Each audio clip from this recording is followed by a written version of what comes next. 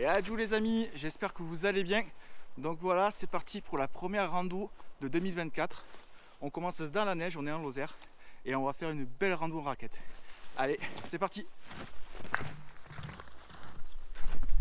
Et je vais commencer cette vidéo en vous souhaitant à toutes et à tous une très belle année 2024.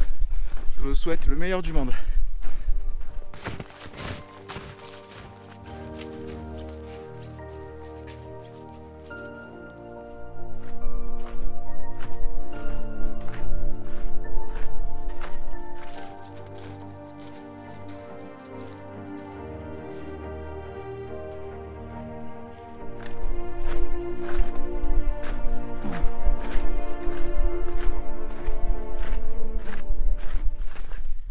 Alors c'est vachement agréable de marcher dans la neige au milieu d'une forêt comme ça, de l'être commun. C'est vraiment génial, cette atmosphère un peu féerique avec la neige sur les branches, c'est vraiment génial. C'est trop bien.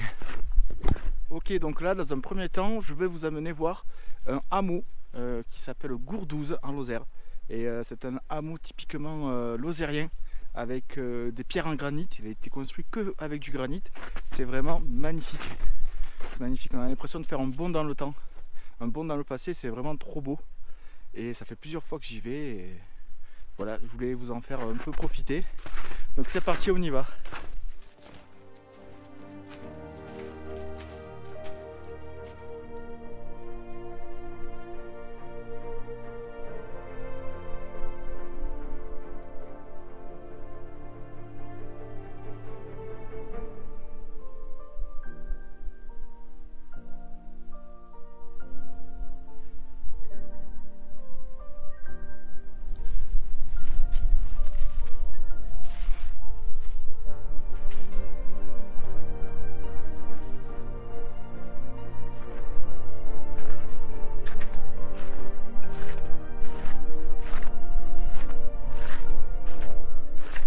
Alors il y a quelque chose que j'adore avec la neige, c'est qu'on peut facilement voir des traces des animaux. Voilà. On voit bien ça là. Hop. C'est sûrement la trace d'un petit chevreuil ça. Bon, on n'est plus qu'à une centaine de mètres de ce hameau, du hameau de Gourdouze. Je commence à avoir un petit peu faim, donc je pense que je vais m'arrêter manger un petit morceau. Oh, on est trop bien. Allez, on y est presque.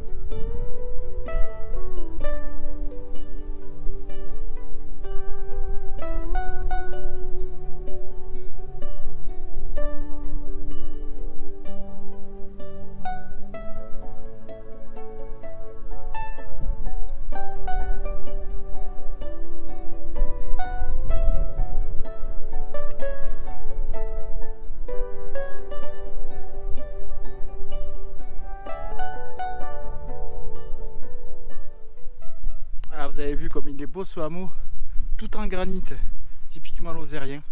Franchement, c'est juste sublime cet endroit. Les gens, ça doit être le paradis d'habiter ici. Bon allez, on va manger un petit bout, on va rentrer là-dedans. C'est une cabane non gardée. On va se poser 5 minutes là-dedans, tranquillou. Allez, c'est parti.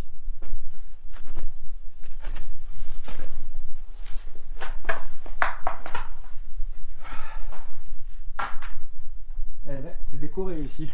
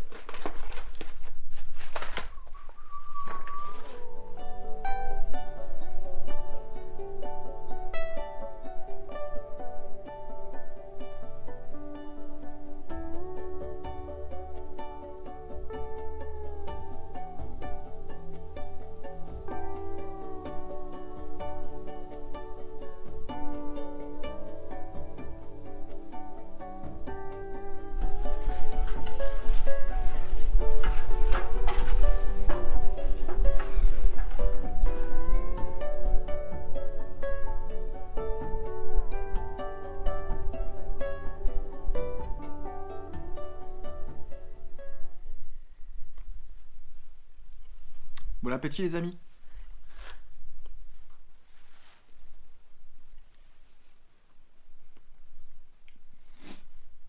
Il est pas mal cet endroit. Là en bas, il y a tout ce qu'il faut pour cuisiner, la pièce à vivre. Et à l'étage, vous avez vu là, quand on monte à l'échelle, il y a un joli plancher là en dur pour pouvoir poser les matelas de sol, tout ça là, pour passer une bonne nuit. Franchement, pour ceux qui font un peu d'itinérance, ça peut être bien sympa. Ça peut être bien sympa. Bon, ben c'était très bon. C'est très bon.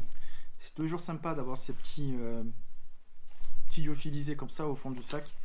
Ça permet quand même de manger chaud n'importe où, n'importe quand. Donc voilà, ça prend pas de place dans le sac à dos. Bon allez, après cette pause repas, je reprends la rando et direction les beaux panoramas. Allez, c'est parti.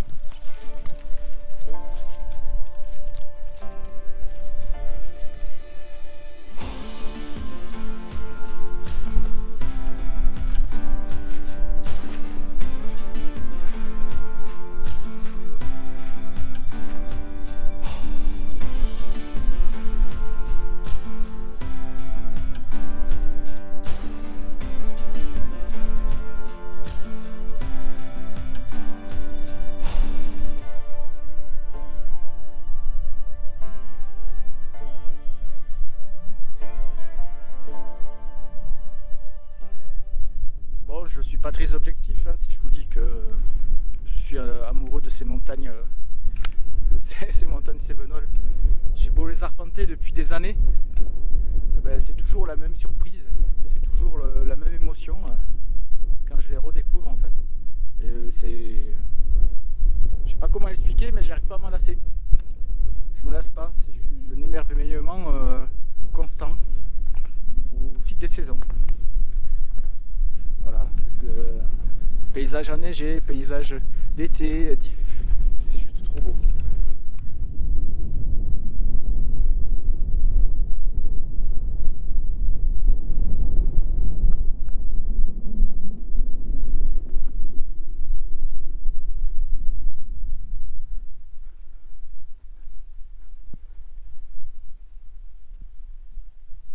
Ils sont pas bien là les gens qui ont acheté là-bas, qui ont cette maison au milieu et à être au milieu de la forêt. Franchement, il y a pire comme endroit. Donc là je suis à la moitié de la rando avec un soleil radieux. Franchement ça fait plaisir d'être randonné par un si beau temps.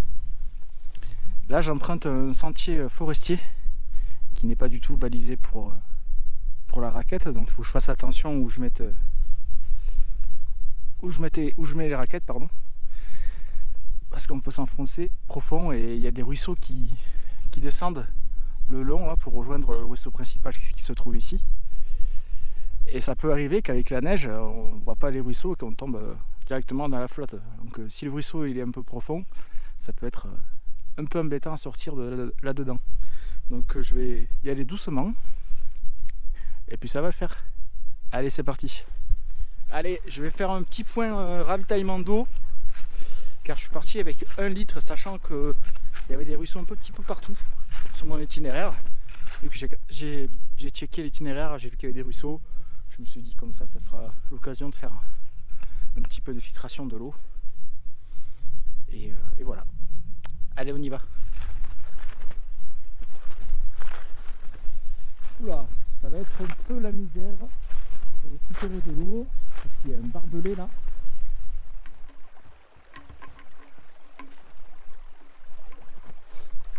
Allez, on va aller à la pêche à la flotte. C'est parti.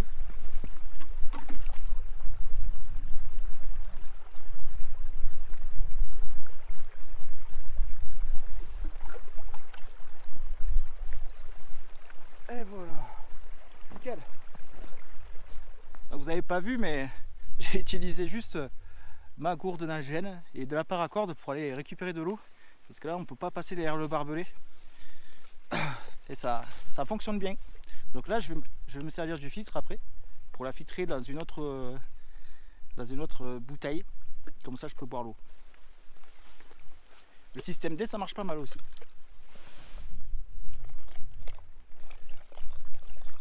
Voilà. Après, je prends mon filtre. Hop. Si je mets le bon côté, ça sera mieux. Donc, je prends mon autre gourde, voilà.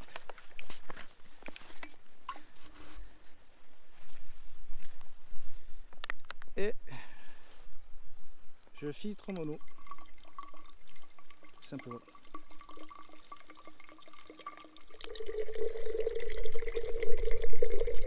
Alors par contre, ce qui est sûr, c'est que cette bouteille d'eau que je me suis servi pour récupérer de l'eau, je vais pas m'en servir pour boire. Je ne prendrai que celle-là maintenant. Vu que celle-là, il n'y a que de l'eau filtrée dedans. Bon allez, un dernier petit mot concernant la filtration de l'eau avant de prendre la rando. Ça fait beaucoup d'eau je trouve.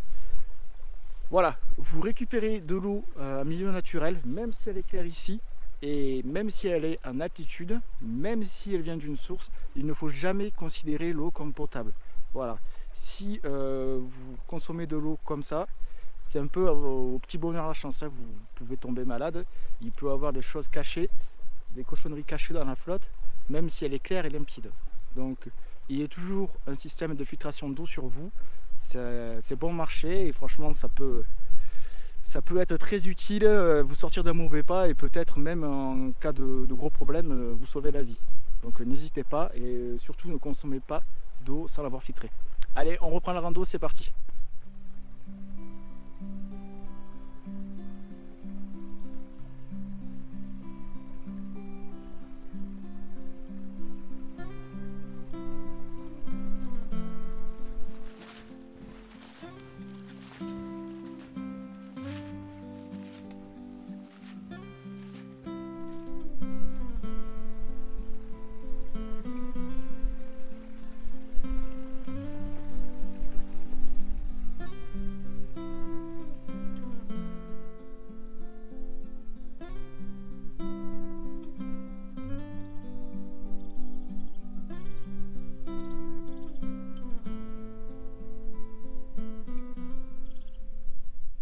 Bon mais voilà, je suis sorti de la forêt de hêtres et la végétation change déjà. Maintenant, autour de moi, il y a des pins, c'est des pins accrochés ceux-là, et ils poussent qu'à une certaine altitude parce qu'ils ont une forte résistance au vent, ils sont petits et trapus et ils poussent voilà, aux alentours des 1000 mètres et en dessous on les voit que très peu. Et on peut le voir, les branches commencent très bas, voilà. Et c'est un port vraiment trapu. C'est cela qu'on appelle les pins accrochés.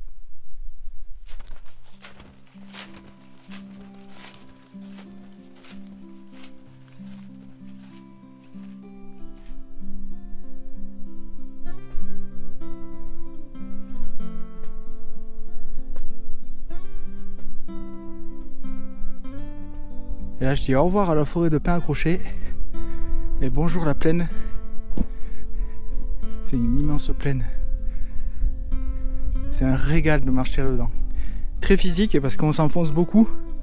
Mais par contre, c'est tellement beau que ça fait oublier la peine quoi. Ça en vaut la peine aussi. Allez, moi je dois aller tout au fond là-bas. Donc on se dit à tout à l'heure.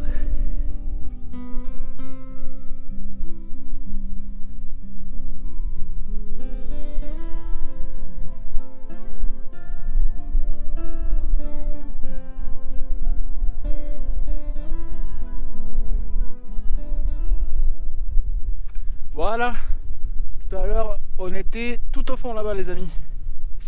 On a traversé tout ça. Ouh, il y a des endroits, je me suis enfoncé au moins de 50 cm facile. Mais bon, ça s'est fait, faut le faire doucement. prendre son temps et ça se fait tranquille. Allez, encore un petit kilomètre et ça sera la fin de cette randonnée. Bon les amis, ça y est, c'est l'heure du débriefing. Vu que la fin de randonnée approche, c'est l'heure du traditionnel débriefing. Donc cette randonnée, franchement, un petit bijou. Vraiment un petit bijou, je me suis régalé. J'allais un peu baver aussi, mais franchement, ça en valait la peine. Entre les panoramas, marcher dans la neige, le calme ambiant, la beauté de la neige sur les branches et tout, enfin, c'est une atmosphère un peu spéciale. Et franchement, j'adore, c'est trop bien. C'est trop bien. J'avais l'habitude de faire cette boucle sans la neige, et avec la neige, c'est encore plus beau. Donc voilà, c'est magnifique. C'est magnifique.